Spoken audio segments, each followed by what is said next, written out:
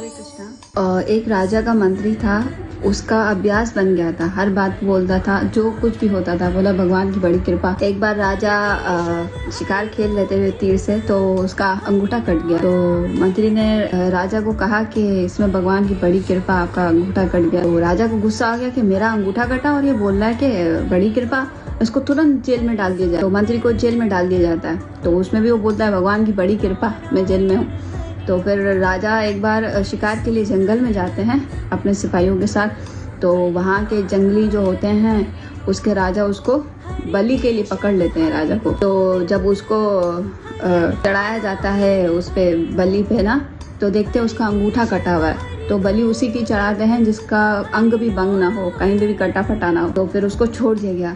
तो राजा सोच रहा था ये मंत्री तो ठीक कह रहा था कि इसमें भगवान की बड़ी कृपा, अगर मेरा अंगूठा ना कटा होता तो आज ये लोग पकड़ लेते हैं। तो वो सोच रहा है ठीक है, उसमें तो भगवान की मेरे ऊपर बड़ी कृपा होगी, पर मैंने उसको जेल में डाल दिया, उस पे भगवान की कैसे बड़ी कृपा होगी।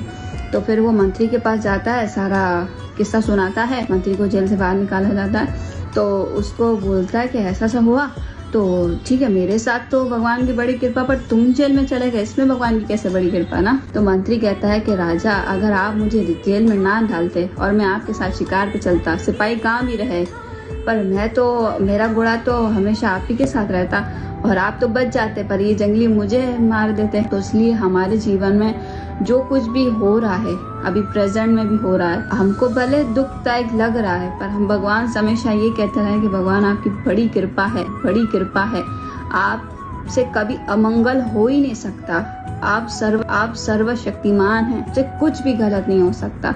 ऐसा मान के अगर हम जीवन भर चलेंगे तो भगवान की हमेशा हम पे कृपा बनी रहेगी। इसलिए जो कुछ भी होता है अपने जीवन में, भगवान का हमेशा थैंक यू करते रहिए और भगवान से ये कहते रहिए कि आपकी बड़ी है, मेरे ऊपर कृपा है।